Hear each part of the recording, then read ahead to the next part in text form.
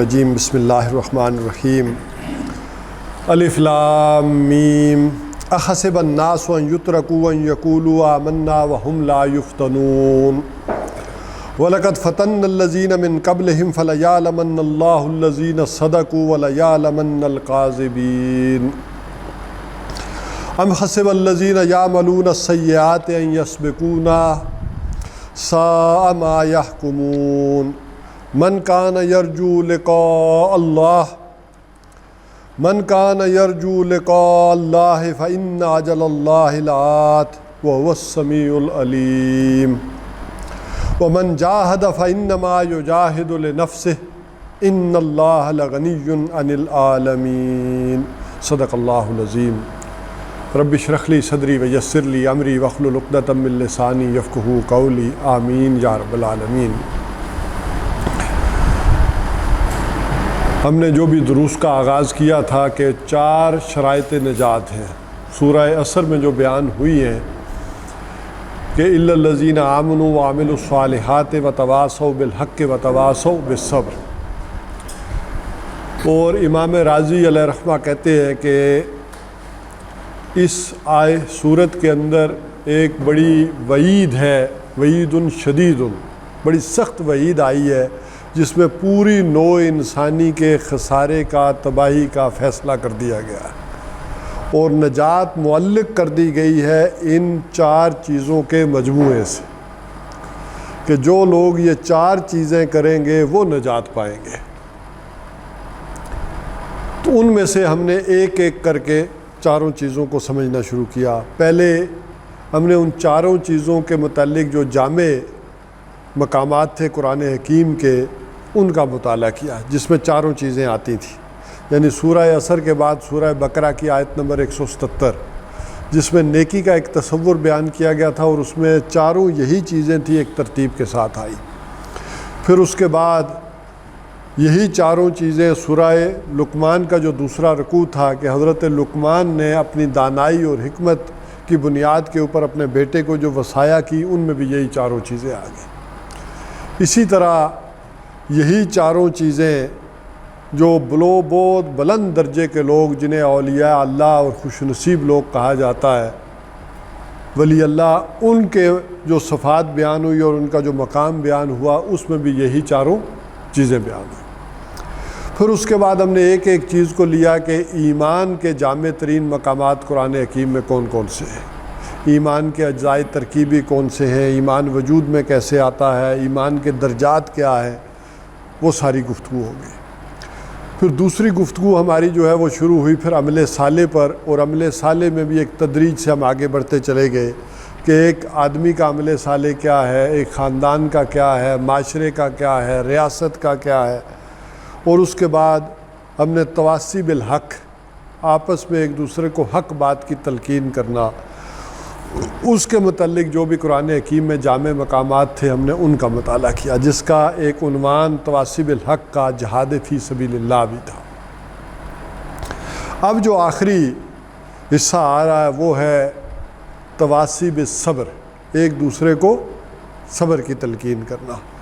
قرآن حکیم میں اصل میں عربی زبان کے اندر جو بھی اس وقت میں الفاظ مستعمل تھے انہی کو لے کر ایک اصطلاح کا مفہوم جو ہے قرآن حکیم نے دیا۔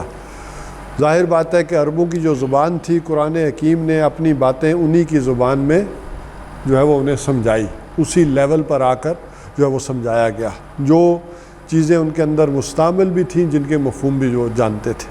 تو صبر کے لغوی معنی تو ہیں اپنے آپ کو روکے رکھنا، تھامے رکھنا، لیکن وہاں پر اس لفظ کے جو لغت میں معنی جو ہے وہ کیے جاتے تھے وہی تھے کہ نہایت ناگوار حالات میں ڈٹے رہنا اور نہایت کڑوی چیز کو بھی برداشت کر لینا، یہ گویا کہ ایک مفہوم تھا۔ اسی سے وہ ایک آتا ہے، ان کے ہاں ایک پھل تھا ایلوا، اس کے لیے یہ جو صبر کے الفاظ جو ہے وہ استعمال ہوتے تھے۔ اسی طرح نمک، آپ کو معلوم ہے کہ ذرا سا تھوڑا سا تو کھائیں تو وہ تو ہے ذائقے دار، لیکن کوئی نمک چمچ بھر کر کھا لے تو وہ بڑا پھر ناگوار گزرتا ہے، وہ کھا نہیں سکتا آدمی۔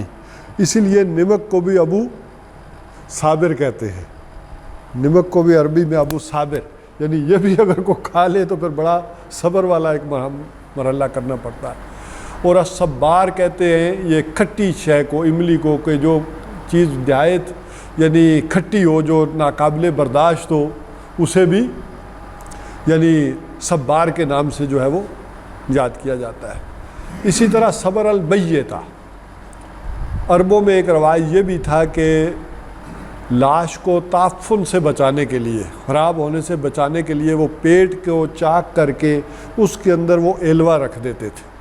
وہ اتنا کڑوا ہوتا تھا کہ اس کی کڑواہٹ سے اس کے قریب کوئی شے، کوئی گویا کہ اشراط الارض میں سے کوئی کیڑے اس کے قریب نہیں آتے تھے۔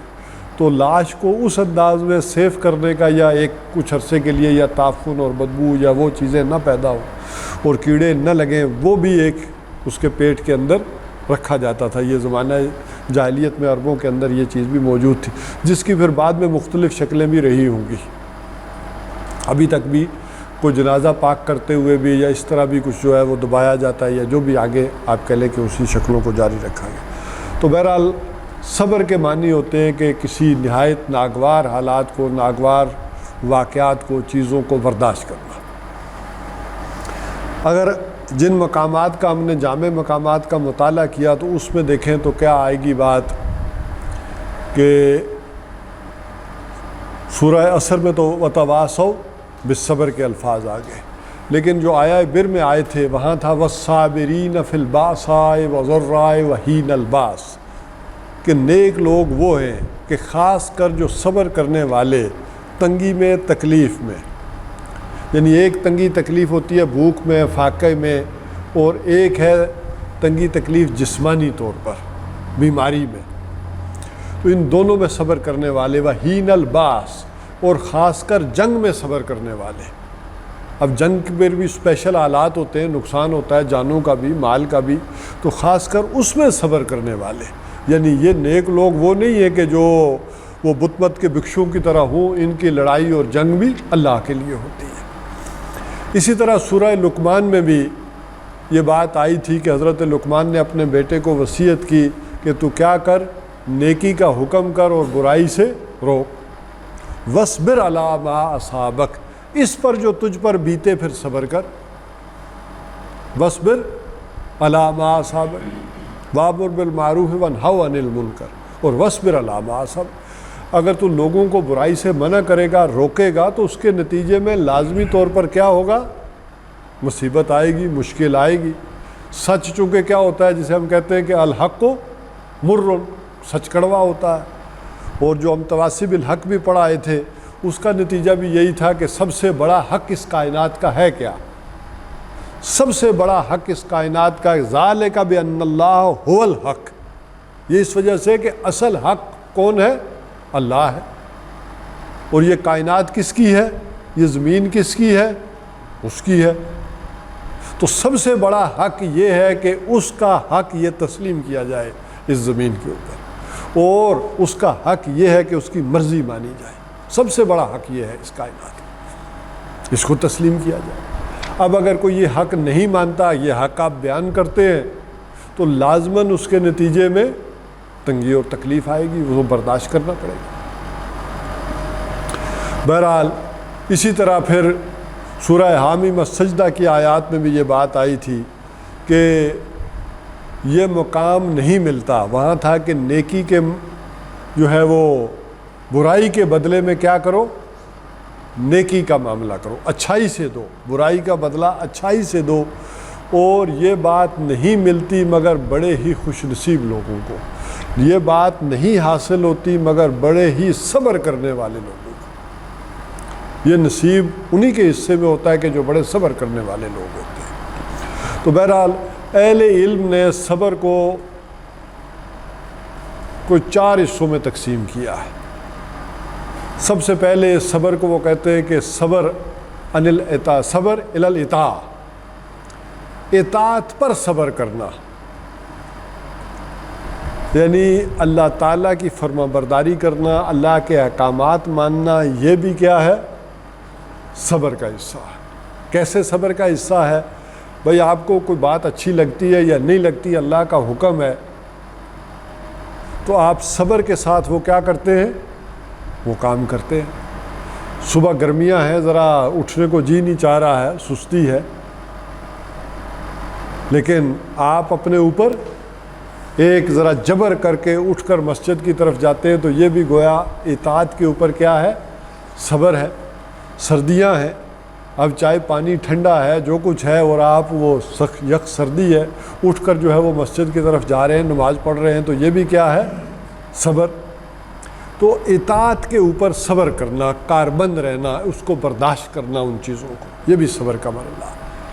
اسی طرح اس کا دوسرا جو منفی پہلو ہے وہ ہے صبر عن المعصیہ، گناہوں کے خلاف صبر. اب یہ جو غلط کام ہے، چیزیں ہیں، ان میں ایک اٹریکشن تو ہے، وَمَا أُبَرِّئُ نَفْسِي إِنَّ النَّفْسَ لَأَمَّارَةٌ بِالسُّوءِ. تو نفس تو ادھر جو ہے وہ جاتا ہے، ادھر ایک اٹریکشن تو ہے برائی کے اندر، گناہ کے اندر ایک لذت ہے، نفس جو ہے وہ لذت چاہتا ہے. تو ادھر جو آدمی کو اٹریکشن جاتی ہے اور ادھر آدمی جو ہے وہ نہیں جاتا. کس لیے نہیں جاتا؟ اللہ کا حکم ہے. تو اپنے آپ کو، اپنے نفس کو روکے رکھنا، تھامے رکھنا. وَنَهَى النَّفْسَ عَنِ الْهَوَىٰ، جس نے اپنے نفس کو ان خواہشوں سے روکے رکھا. جیسے حضور صلی اللہ علیہ وسلم نے فرمایا، وہ نوجوان جو اپنی نگاہوں کی حفاظت کریں، کسی خوبصورت لڑکی کو نظر بھی آئے تو نگاہیں جھکا لیں، نہ دیکھیں، تو گویا انہیں اللہ تعالیٰ اس دنیا میں جنت کی لذت سے آشنا کرے گا. تو یہ ہے کہ گناہوں کے اوپر صبر، یعنی ان کے خلاف صبر. تو گناہوں میں جو اٹریکشن ہے، جو لذت ہے، اور اس میں ایک بات تو میں نے آپ کو وہ بھی سمجھائی تھی کہ اصل میں ہوتا کیا ہے، گناہ کر کے آدمی کو کبھی خوشی نہیں ہوتی، آدمی مطمئن نہیں ہوتا. گناہ کر کے ابتدائی طور پر اس کے اندر ایک لذت اور اٹریکشن تو ہوتی ہے، لیکن گناہ کرنے کے بعد انسان کو ایک مایوسی ہو جاتی ہے. پھر اس مایوسی کو مٹانے کے لیے شیطان انسان سے مزید گناہ کرواتا ہے، اور یوں ہی پھر وہ سلسلہ بڑھتا چلا جاتا ہے، اور جسے پھر آخر میں جا کر وہ انگزائٹی اور ڈپریشن کی وہ کیفیت پیدا ہوتی ہے کہ انسان پھر خودکشی کرنے پر جو ہے وہ چلے جاتے ہیں.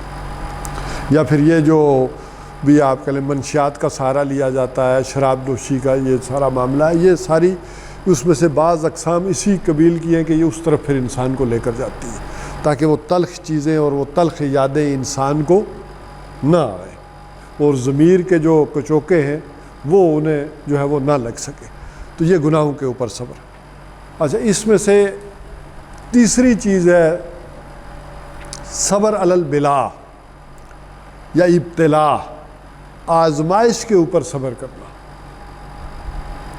آزمائش بھی اب دو طرح کی ہو سکتی ہے، ایک ہے کہ آپ نے کچھ نہیں کیا، اوپر سے آ گئی، اور ایک ہے کہ آپ نے حق کی خاطر اٹھے گئے بڑھے، اور کیا ہوا، آپ کے اوپر اس کے نتیجے میں کوئی تنگی اور تکلیف آ گئی، تشدد ہو گیا، آپ مسنگ پرسن ہو گئے، آپ کی ٹرانسفر جو ہے وہ انہوں نے کہا یہ بندہ تو اس کے ہوتے ہوئے تو یہاں کام نہیں ہو سکتا. یہ جو ملازم لوگ ہوتے ہیں تو ان کا معاملہ تو یہ ہوتا ہے کہ پھر ان کے باسز انہیں ٹرانسفر کر دیتے، تو یہ ٹرانسفر کا خطرہ رہتا ہے.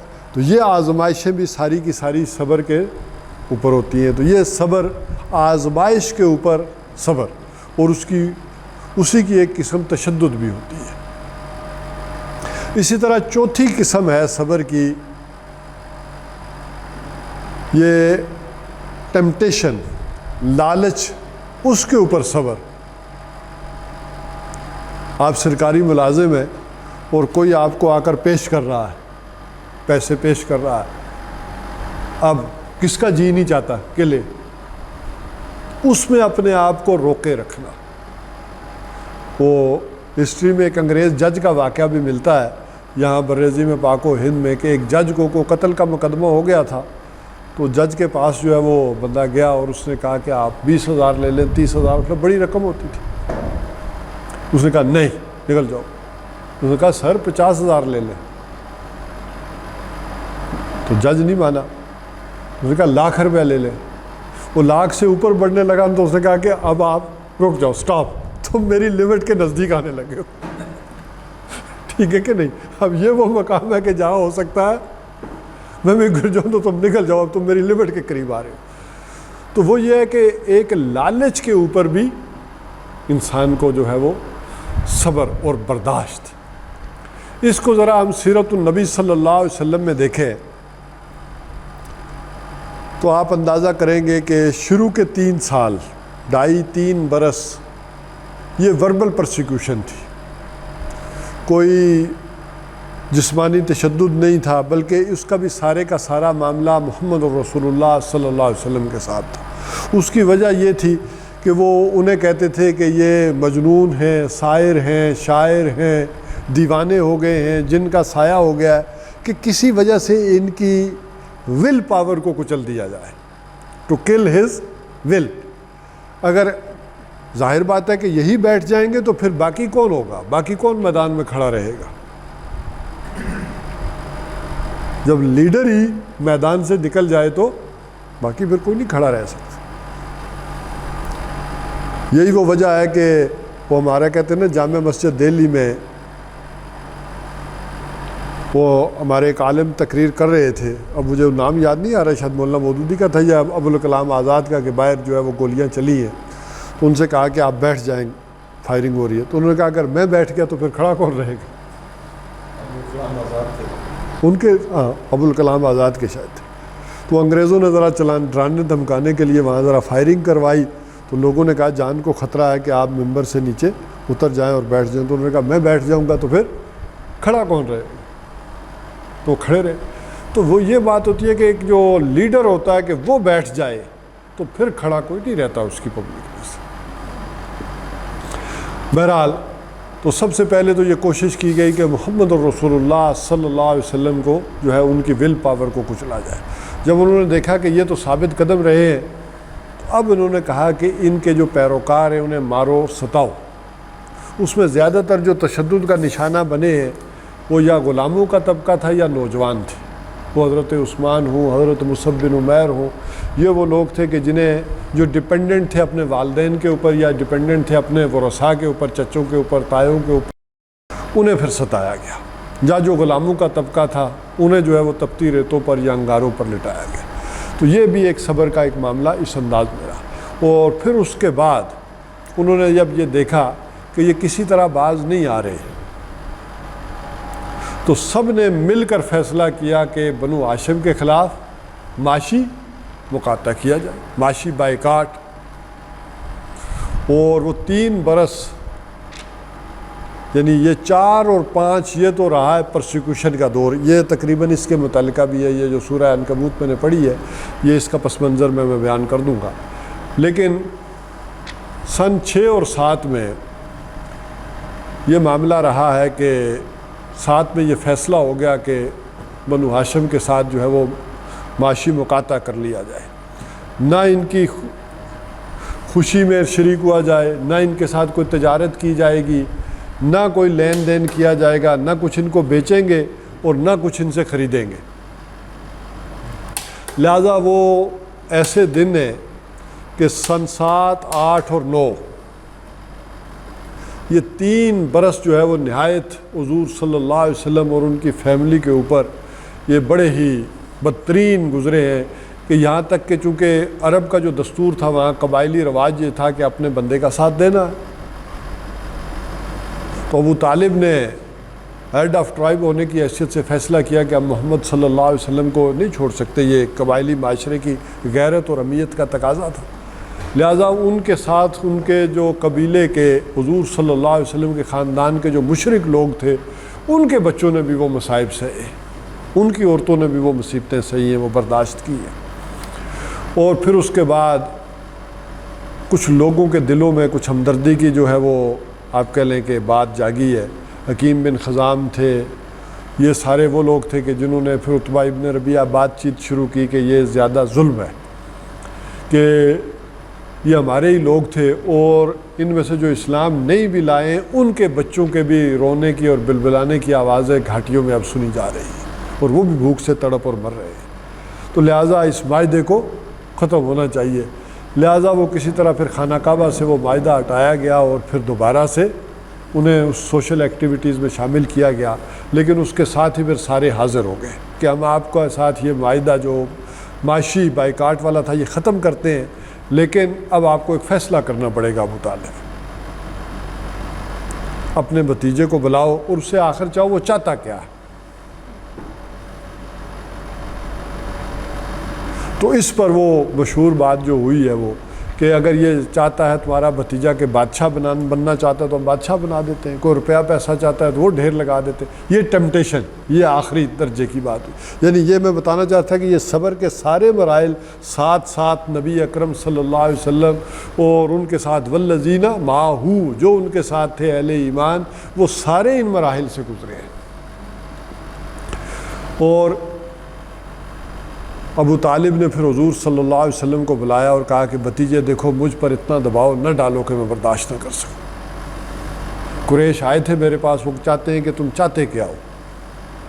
اگر تم چاہتے ہو کوئی کسی خوبصورت عورت کو عالم عرب کے اندر تو وہ تمہارے قدموں میں لا کر ڈال دی جائے گی، پیسے چاہتے ہو تو سارے پیسوں کے ڈھیر لگا دیں گے، اور اگر تم کوئی بادشاہ بننا چاہتے ہو، کوئی لیڈرشپ کا معاملہ ہے تو وہ کہہ رہے مزاج تو ہمارا نہیں ہے لیکن چلیں تسلیم کر لیں گے، یہ بات بھی مان لیں گے۔ تو حضور صلی اللہ علیہ وسلم نے فرمایا کہ خدا کی قسم یہ میرے اگر ایک ہاتھ پر سورج اور ایک ہاتھ پر چاند بھی رکھ دے تو میں اپنی اس بات سے پھر بھی پیچھے نہیں ہٹوں گا۔ تو یہ جو بھی لوگ دین کا یہ کام کر رہے ہیں انہیں ان سارے مراحل کا بخوبی اندازہ ہونا چاہیے کہ پرسیکیوشن کا دور کب آتا ہے اور پھر اس کے بعد پرسیکیوشن سے ہٹ کر ٹیمپٹیشن والا معاملہ کب آتا ہے۔ تو یہ بھی صبر ایک مرحلہ وار ہے۔ اس وجہ سے میں نے کہا کہ یہ بھی سمجھ لیں کہ یہ بھی صبر کے مراحل ہیں کہ کہاں سے صبر شروع ہوتا ہے اور کہاں اسی طرح چلتا ہے۔ البتہ جو 2 تائی قرآن مکہ میں نازل ہوا ہے اس میں صبر یک طرفہ عمل کے طور پر جو ہے وہ بیان کیا گیا ہے اور محمد الرسول اللہ صلی اللہ علیہ وسلم سے خطاب کیا گیا صبر کے معاملے میں۔ اور وہاں صبر کیا تھا؟ یک طرفہ عمل تھا۔ کوئی مصیبت آ رہی ہے، کوئی تشدد ہو رہا ہے، کوئی تپتی ریت پہ لٹایا جا رہا ہے تو کیا ہے؟ صبر ہی کر سکتے ہیں نا۔ کوئی جو ہے وہ آل یاسر جو ہیں انہیں کس انداز میں جو ہے بری طریقے سے حضرت سمیہ کو شہید کیا جا رہا ہے تو یک طرفہ عمل ہے، یہ چل رہا ہے۔ لیکن یہ صبر جا کر مدنی زندگی میں مصابرت میں بدل گیا۔ اس لیے سورہ آل عمران کے آخر میں وہ جو بات کہی گئی ہے کہ وَصَابِرُوا، اور وہ لوگ جنہوں نے صبر میں کیا، یعنی وہاں صبر کے الفاظ بھی آئے اور پھر اسی آیت میں صابروا، تو اب صبر سے ٹکرائے گا۔ پہلے ابھی تک تو صبر چل رہا تھا مکی دور میں یک طرفہ عمل، لیکن مدنی دور میں آ کر صبر جو ہے یہ 2 طرفہ عمل آ گیا۔ 2 طرفہ عمل کیسے آ گیا کہ دیکھو مسلمانوں سے کہا جا رہا ہے کہ وہ لوگ اپنے معبودان باطل کے لیے وہ بھی تو صبر کر رہے ہیں، وہ بھی تو جانیں دے رہے ہیں، ان کا بھی تو مالی نقصان ہو رہا ہے، وہ اس پر صبر کر رہے ہیں۔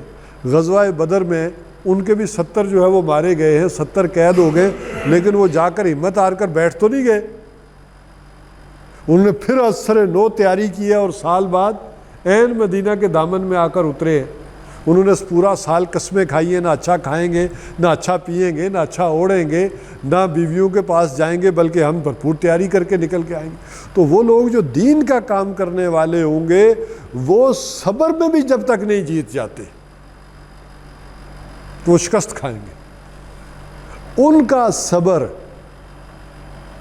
ان مشرکوں سے اور ان کافروں سے بھی بڑا ہونا چاہیے، تو صبر میں بھی ان کی جیت ہو، وہ اپنے نقصانات کے اوپر، وہ اپنی تکالیف کے اوپر صبر میں ان سے بڑھ جائیں۔ وہ علیحدہ بات ہے کہ کاز کے اوپر کمپرومائز نہیں کریں گے، صبر کا یہ مطلب نہیں ہے، اپنے مشن اور کاز کے اوپر وہ ڈٹے رہیں گے، اس کی خاطر صبر میں بڑھ جائیں گے۔ تو جب تک ریولیوشنسٹ یا ریولوشنری لوگ صبر میں بھی دوسروں سے نہیں بڑھ جاتے تب تک کام نہیں چلے گا۔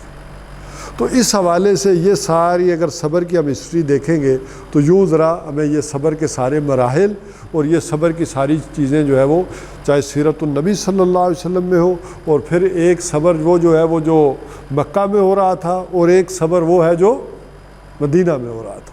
تو مدینہ میں آ کر یہ صبر دو طرفہ عمل کے نتیجے میں ہوا ہے کہ ان کے بھی قتل ہو رہے ہیں اور تمہارے بھی قتل ہو رہے ہیں، تمہارا بھی نقصان ہو رہا ہے، ان کا بھی نقصان ہو رہا ہے۔ تو اب ایسا نہیں ہے کہ یک طرفہ ہے، تمہارا ہی نقصان ہو رہا ہے، تمہیں ہی مار رہے ہیں، تمہارا ہی مال و اسباب کو آگ لگا رہے ہیں، تمہیں ہی لوٹ رہے ہیں، نہیں، اب ان کا بھی نقصان ہو رہا ہے۔ تو اب دیکھو مسلمانوں، صبر میں تمہیں ان سے آگے نکلنا ہے، صبر میں آگے بڑھنا ہے۔ تو اب یہ صبر کا مقابلہ بھی ساتھ ساتھ ہوگا، جہاں اور تواصی بالحق اس کے نتیجے میں یہ مرحلہ آ کر رہے گا۔ اور اس کو یوں سمجھ لیں کہ عمل صالح کو اگر گھن نہیں لگا ہوا، عمل صالح بھرپور ہے، تو اس کا لازمی نتیجہ ہے کہ تواصی بالحق اس کا حصہ ہوگا۔ ورنہ اگر میٹھی میٹھی باتیں ہی کر رہے ہیں تو اس کا مطلب ہے آپ نے طاغوت کے ساتھ کچھ کمپرومائز کیا ہوا، آپ ان چیزوں کو نہیں چھیڑ رہے۔ اور اگر آپ کا عمل صالح، آپ کا تواصی بالحق بھرپور ہے، وہ سچ بولنا گھر تک ہی نہیں ہے یا دوسروں کے کپڑے اتارنے تک ہی نہیں ہے، بلکہ وہ اس بڑے سچ پر ہے، اور منکر کی بھی وہ بڑی ڈیفینیشن آپ کے سامنے ہے۔ دیکھیے نبی اکرم صلی اللہ علیہ وسلم نے سب سے پہلے اس نظام کو، بڑے منکر کو ٹارگٹ کیا۔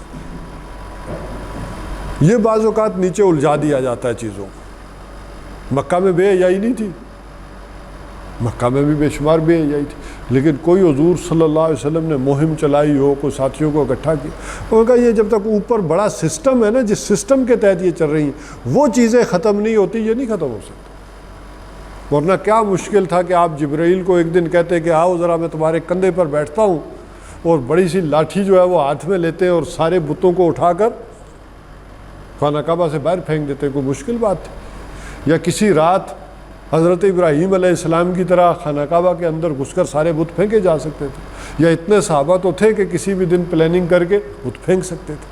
لیکن آج کے زمانے کے اعتبار سے دیا گیا کہ جب تک وہ پاور حاصل نہیں ہوگی، جب تک کہ وہ سسٹم کے تحت اب جو چیزیں ہوتی ہیں وہ سسٹم پر کمان حاصل نہیں کر لی گئی، تب تک آپ صلی اللہ علیہ وسلم نے کسی بت کو نہیں چھوڑا، کسی شے کو نہیں چھوڑا۔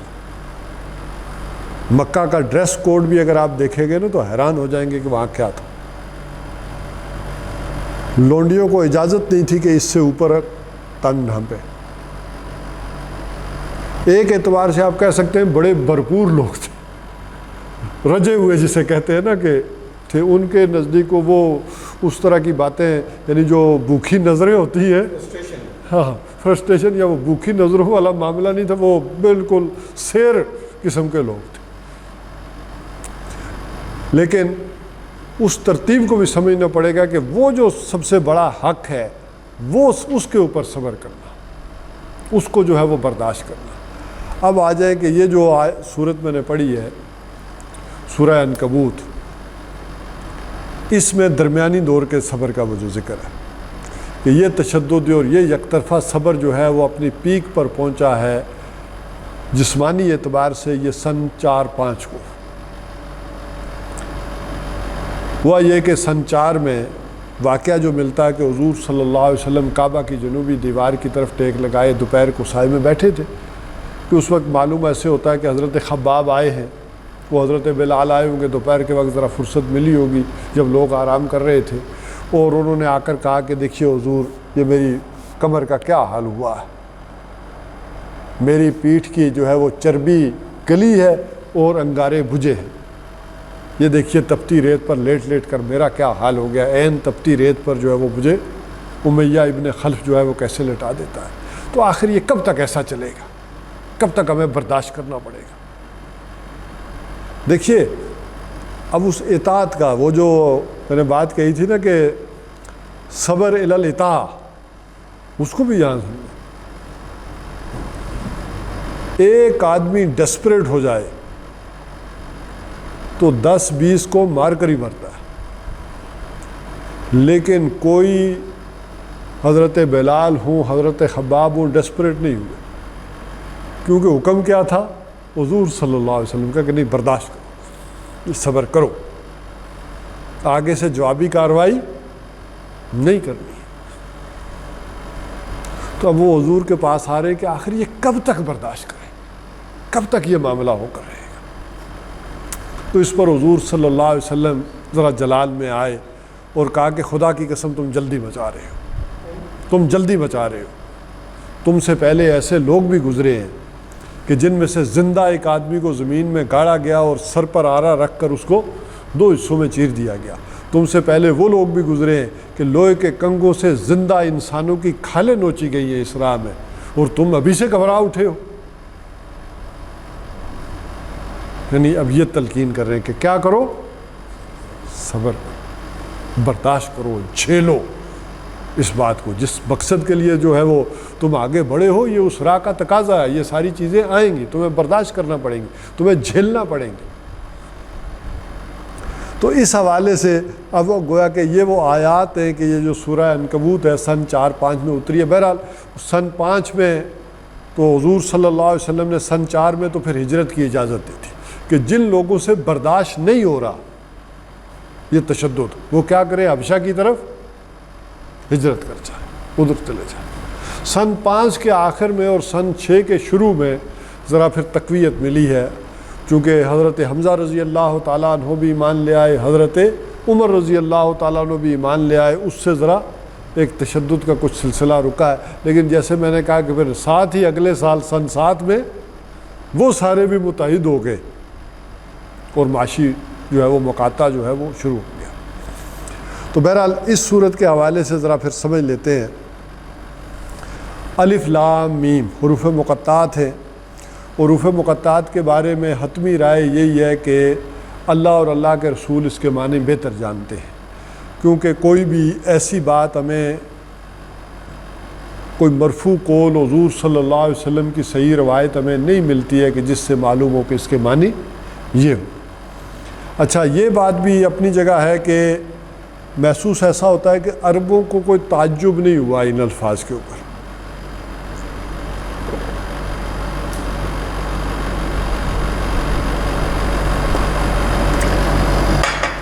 کہ وہ حضور صلی اللہ علیہ وسلم سے پوچھتے کہ آخر یہ الف لام میم کا مطلب کیا ہے، یہ معنی کیا ہے، یہ شروع میں کیوں آ رہے ہیں۔ معلوم ہوتا ہے کہ یہ وہاں اس وقت ادب کا ایک کلیہ قاعدہ تھا، اور ادبی طور پر بھی شاید اس طرح کے شروع میں حروف مقطعات لکھے جاتے تھے۔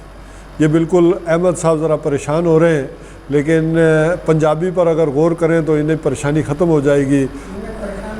ہاں جی، تو وہ کیا جی شعر ہے پنجابی کا، الف اللہ چمیلی بوٹی لائی ہوں۔ تو وہ کیا تھا پنجابی میں بھی جیسے آپ کو معلوم ہے کہ وہ یہ حروف مقطعات شعروں کے شروع میں آتے ہیں، لکھے جاتے ہیں، تو یہ گویا کہ اس طرح کا ایک اسلوب موجود ہوگا وہاں بھی اس زبان میں بھی۔ بعض لوگوں نے اس پر یہ بھی لکھا ہے کہ یہ ایک راز ہے اللہ اور اللہ کے رسول کے مابین کے بعد صحیح جگہ سے آ رہی ہے، جسے وہ کوڈنگ کہتے ہیں، اس حوالے سے بھی بعض لوگوں نے اس پر تشریح کی ہے۔ اچھا بعض لوگوں نے کہا نہیں یہ صورتوں کے نام بھی ہیں، لیکن کوئی صحیح شے، کوئی ایک بھی تعبیر فٹ نہیں بیٹھتی ان ساری چیزوں میں سے، بہت ساری چیزیں آ جاتی ہیں۔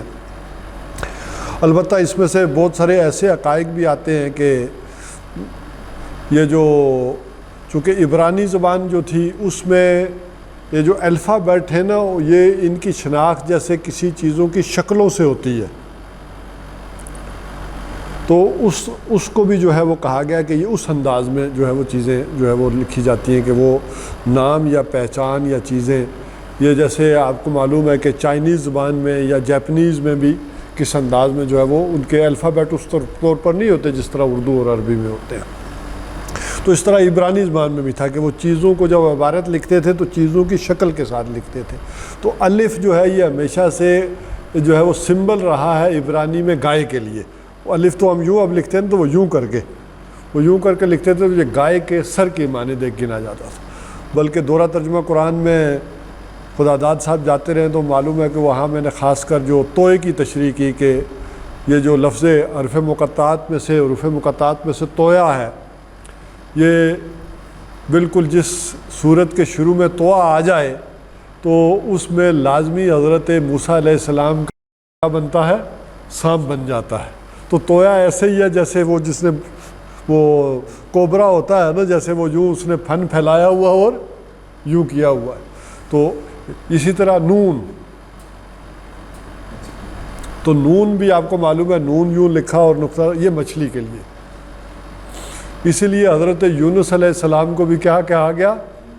ذُنُّون، ان کا نام ہی یہ پڑ گیا۔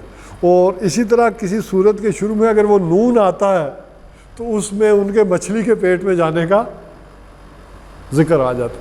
تو اس طرح کی بہت ساری باتیں۔ اسی طرح یاسین، یاسین والقرآن الحکیم انک لمن المرسلین، تو یاسین کے بارے میں بھی ذرا دیکھیں گے تو وہ کیا ہوگا کہ یہ سین انسان کے لیے، یہ عبرانی میں اس انداز میں استعمال ہوتا تھا، سین۔ تو یاسین، اے انسان، اے انسان کامل۔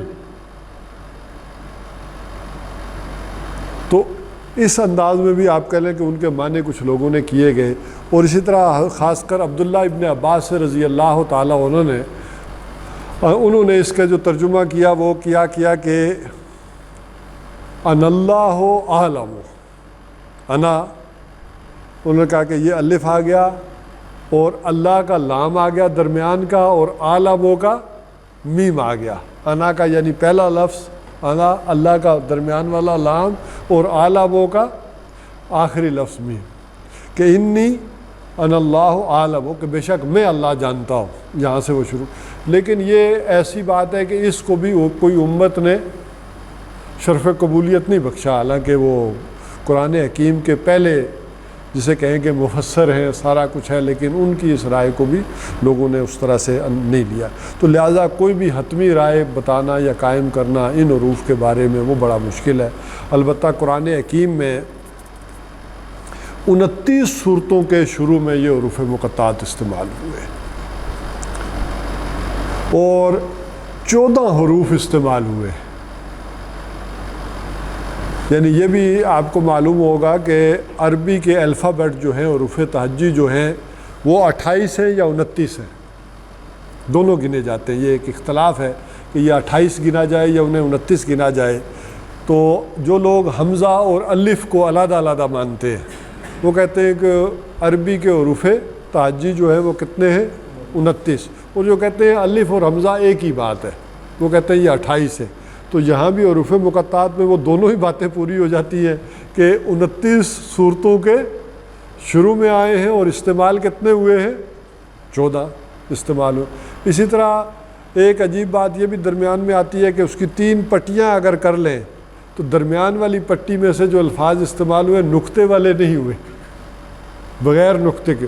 تو یہ بہرحال ایک اسٹیٹسٹکس ہے کہ جو بھی آدمی جتنا غور کرے گا ان پہ آپ سمجھے گا تو اللہ تعالیٰ کے قدرت اور کرشمے اور چیزیں ظاہر ہوتی چلی جائیں گی۔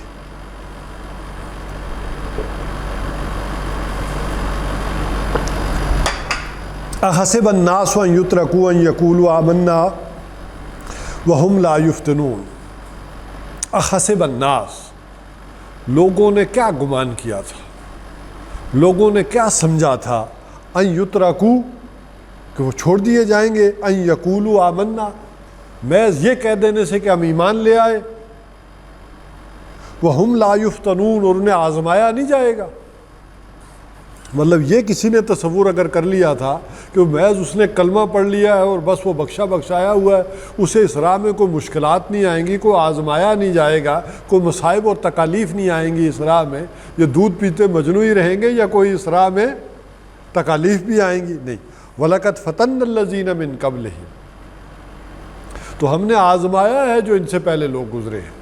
جو بھی جس نے بھی ایمان کا دعویٰ کیا ہے، ہماری محبت کا دعویٰ کیا ہے، ہمارے راستے میں آنے کا دعویٰ کیا ہے، ہم اسے آزماتے رہے۔ فَلَيَعْلَمَنَّ اللَّهُ الَّذِينَ صَدَقُوا وَلَيَعْلَمَنَّ الْكَاذِبِينَ، تاکہ اللہ تعالیٰ ظاہر کر دے کہ کون ہے سچے اور وہ ظاہر کر دے کہ کون ہے جھوٹے۔ اب یہاں سے وہ بات اس نفاق کے ساتھ بھی جڑ جاتی ہے جو اس سے پچھلا مضمون ہمارا جہاں ختم ہوا ہے وہ اس کے ساتھ جڑ جائے گا کہ کون ہے یہ جھوٹے دعوے کرنے والے، کہ ایمان کے دعوے دار تو سارے ہی ہیں، لیکن آزمائش آتی ہے تو کون ثابت قدم رہے کہ انہوں نے اس چیز کو برداشت کیا، اور کون ہے جو پھر پہلے ہی قدم پر پھسل گئے۔ تو آزمائش اسی لیے آتی ہے کہ جس نے یو ٹرن لینا ہے وہ لے لے، اور جس نے سیدھا رہنا ہے وہ سیدھا رہے۔ تو آزمائش نہیں آئے گی تو کیسے پتہ چلے گا کہ کون یو ٹرن لینے والے ہیں اور کون سیدھے چلنے والے ہیں؟ ام حسب الذین یعملون السیئات ان یسبقونا، تو کیا سمجھ رکھا تھا ان لوگوں نے کہ جو برائیاں کرتے چلے آ رہے ہیں، ہمارے ان بندوں کو ستا رہے ہیں، یہ ابو جہل نے، یہ امیہ ابن خلف نے کیا سمجھ رکھا تھا؟ ان یسبقونا، کہ وہ ہم سے بچ نکل جائیں گے، انہیں کوئی پوچھے گا نہیں۔ سا ما یحکمون، تو بڑا برا ہے وہ جو فیصلہ کر رہے ہیں کہ انہیں کوئی پوچھے گا نہیں، ان کے اوپر کوئی باز پرس نہیں ہوگی ہمارے نام لیواؤں کو جو اگر ستا رہے ہیں تو۔ اچھا، اس میں ایک اور بات بھی سمجھ لیں، سورہ عنکبوت کے اندر ایک اور پہلو بھی آتا ہے کہ یہاں ایک بڑا توازن ہے ترغیب و ترہیب کا، جسے ہم کہتے ہیں نا کہ ترغیب و ترہیب، ایک ہے کسی چیز کی طرف رغبت دلانا، اور ترہیب کہتے ہیں کسی چیز سے ڈرانا بھی، کہ یہ انسان کی زندگی کے اندر یہ بھی توازن رہے۔ اس کی وجہ یہ ہے کہ انسان اگر اپنی اولاد کو لاڈ پیاری سے رکھے، آپ بچے کی ساری خواہشیں پوری کرتے چلے جائیں، تو اس میں بگاڑ کا شدید اندیشہ ہے کہ اولاد جو ہے وہ بگڑ جائے گی۔ اسے پتہ ہو کہ ساری خواہشیں نہیں پوری ہو سکتی، ساری میری مرضیاں نہیں ہو سکتی اس دنیا میں، ورنہ یہ ہوتا ہے کہ پھر بعد میں جب وہ کام پہ جاتے ہیں کرتے ہیں اور پھر کوئی ذرا باز کی ڈانٹ شانٹ پڑتی ہے تو وہ بالکل فلیٹ ہو کر رہ جاتے ہیں، انہوں نے کبھی نہ دیکھی ہی نہیں ہوتی۔ اور اسی طرح اگر زیادہ ڈانٹ ڈپٹ شروع کر دی جائے، ہر وقت آدمی ہر بات پر پکڑ دکڑ اور ڈانٹ ڈپٹ شروع کر دے، تو اس سے بغاوت پیدا ہوتی ہے۔ تو ان دونوں کے درمیان ایک توازن ہوتا ہے۔ تو اولاد کی تربیت کے لیے بھی یہاں سے آپ کو ذرا ایک رہنمائی ملتی ہے کہ ضروری ہے کہ کہاں ان کو ڈانٹ ڈپٹ بھی ضروری ہے اور ان کے لیے پیار و محبت بھی ضروری ہے۔ اگر آپ ڈانٹ ڈپٹی کرتے رہیں گے ہر وقت تو بغاوت ہو جائے گی، اور اگر ہر وقت آپ لاڈ پیاری کرتے رہیں گے تو یہ بگاڑ پیدا ہو جائے گا۔ تو ان دونوں کے درمیان، اچھا یہی چیز پھر جماعتی کارکنان اور جو لوگ کام کرنے والے ہوتے ہیں اسلامی جماعتوں کے اندر، وہ اگر سارے لاڈلے اور پیارے والا معاملہ شروع ہو جائے تو وہ جماعتوں کے اندر جلدی بگاڑ پیدا ہو جاتا ہے، کہ ان کی اگر باز پرس نہ ہو، اوپر جنگ نہ ہو، اور ہر وقت اگر لاٹھی اور ڈنڈا ہی جو ہے وہ سر پر سوار کر لیا جائے تو پھر اس جماعت کے اندر کیا ہوتی ہے؟ بغاوت پیدا ہو جاتی ہے ان کارکنوں کے اندر۔ تو یہ توازن بھی رکھا جانا چاہیے کہ کیا ہو کہ کہاں ڈانٹ ڈپٹ ہونی چاہیے اور کہاں اس طرح۔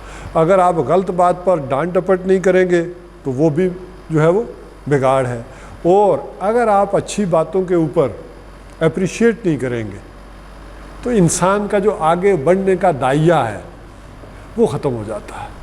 انسان کو حوصلہ افزائی کے لیے، آگے بڑھنے کے لیے اسے اپریشیٹ بھی کرنا چاہیے، اس کی توجہ دلانی چاہیے اس کو ایک وہ۔ اور عام طور پر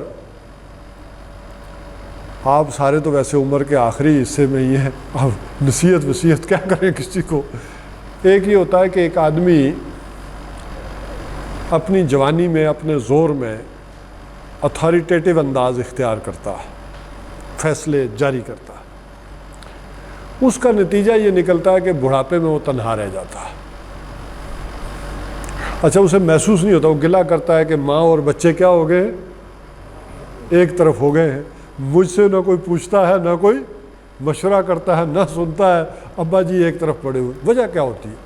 بھائی جب تم اتھارٹی میں تھے، پاور میں تھے، تو تم نے عادت ہی نہیں ڈالی ان کو مشورے کی، تم تو فیصلے سنایا کرتے تھے۔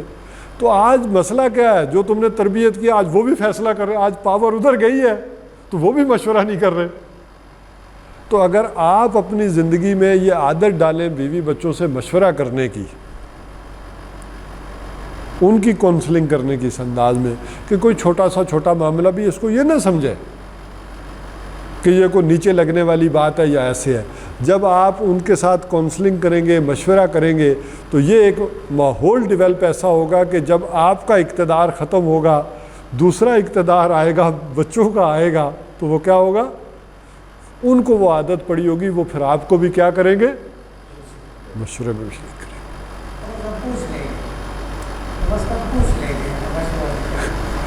گے۔ وہ جیسا آپ نے کیا ہوگا ویسا وہ کریں گے۔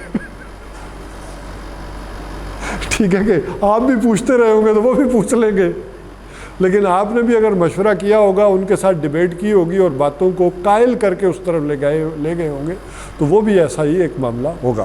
بہرحال ایک یہ کوشش ہوتی ہے انسانی جو اللہ تعالیٰ کی طرف سے ہے، وہ بتایا جا رہا ہے۔ تو یہاں بھی ایسا معلوم ہوتا ہے کہ 2 آیات کے اندر ڈانٹ ڈپٹ، پھر 2 آیات کے اندر حوصلہ تسلی، پھر 1 آیات کے اندر ڈانٹ ڈپٹ، اور پھر 1 آیت کے اندر یہ ترتیب ہے کہ جو چلتی چلی جائے گی پورے رکوع کے اندر اس انداز میں۔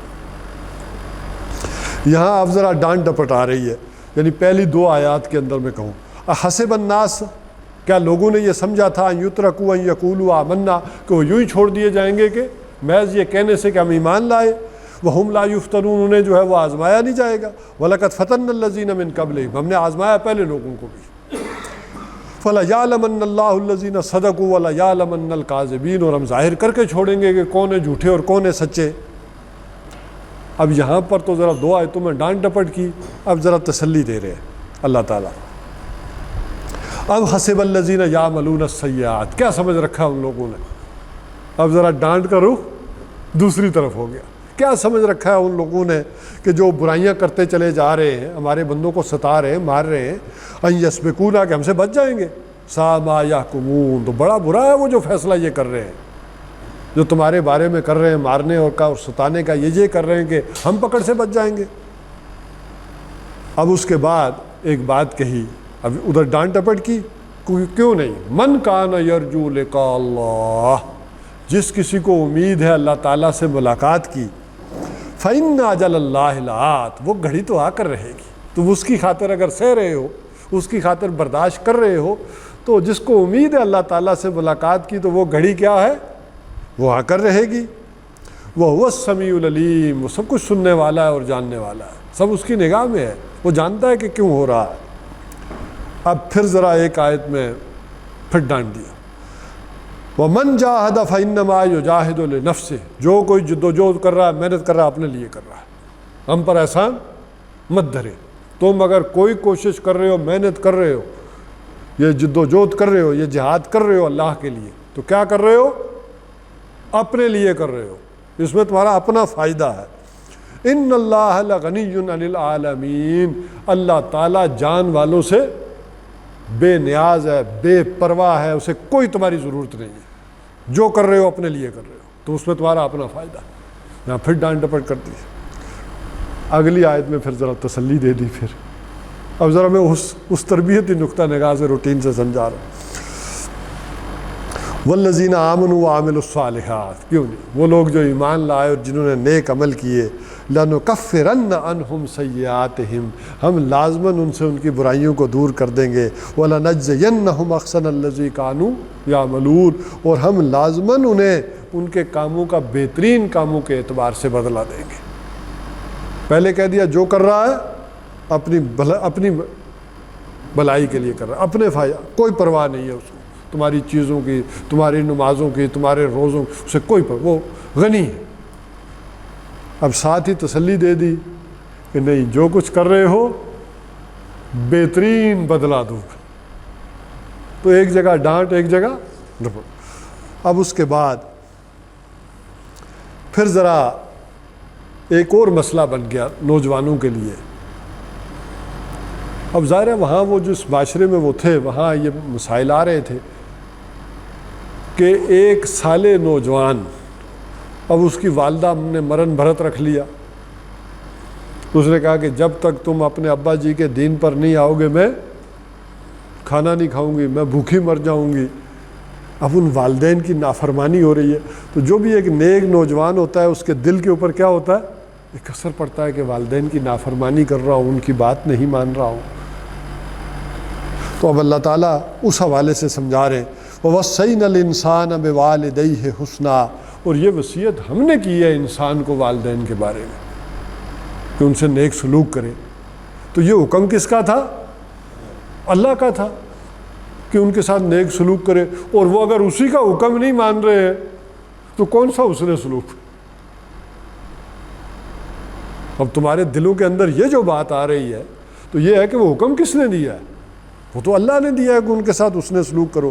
وَإِن جَاهَدَاكَ لِتُشْرِكَ بِي مَا لَيْسَ لَكَ بِهِ علم، اور اگر تمہارے ساتھ وہ اس بات میں جھگڑا کریں کہ تو میرے ساتھ شرک کرے جس کا تیرے پاس کوئی علم نہیں ہے، فَلَا تُطِعْهُمَا، ان کی بات مت مان، حسن سلوک کرتا رہے، اس کو ممانعت نہیں ہے، لیکن ان کی بات مت مان۔ اِلَيَّ مَرْجِعُكُمْ، میری طرف تم لوٹ کر آؤ گے، فَأُنَبِّئُكُم بِمَا كُنتُمْ تَعْمَلُونَ، تو میں تمہیں بتاؤں گا کہ تم کیا کرتے رہے ہو۔ اب کس نے واقعی میری خاطر ان سے کوئی بات نہیں مانی یا کوئی اس کا اپنا مسئلہ تھا بیچ میں، وہ تو میرے پاس آؤ گے تو میں بتاؤں گا۔ اب ذرا اس کو تسلی کیسے دی کہ تمہارے دلوں کے اندر یہ کیسی باتیں آ رہی ہیں، میرے حکم کو دیکھو، یہ جو میرا حکم ہے کہ دین کے اوپر چلو اور اس کی خاطر نکلو، یہ جان و مال کھپاؤ، اس کی خاطر جو قربانی دینی پڑتی ہے، جو برداشت کرنا پڑتا ہے وہ کرو، اور میرا ہی حکم ہے کہ والدین کے ساتھ بھی حسن سلوک کرو، یہ تمہارا کوئی اپنا ذاتی حکم تھوڑا ہی ہے، تو چھوڑنے پڑتے ہیں۔ یہ تمہیں شرک کا حکم دے رہے ہیں، نہیں ایمان لاتے، چھوڑو ان کو۔ اب ذرا تسلی کیا دی جا رہی ہے اس کے مقابلے میں، والذین آمنوا وعملوا الصالحات لندخلنہم فی الصالحین، اور وہ لوگ جو ایمان لائے اور جنہوں نے نیک عمل کیے ہم لازماً انہیں داخل کریں گے نیکوکاروں میں۔ بھائی یہ بھی تو سمجھو نا، کہاں سے نکلے ہو، کن کو چھوڑا ہے، کس کے دامن سے وابستہ ہوئے ہو۔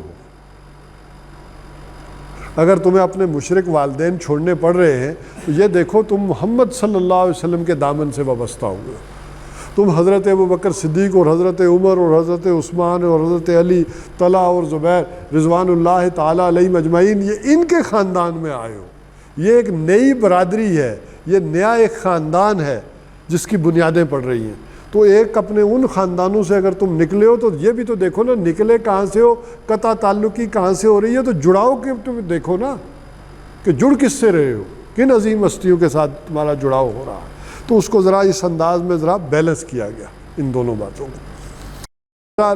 یہ سارا جو ہے وہ ایک صبر کا مرحلہ ہے کہ جس کا بیان میں ترجمہ کر دیتا ہوں، یا یہ نہیں، یہ کافی لمبا ہو جائے گا آگے معاملہ۔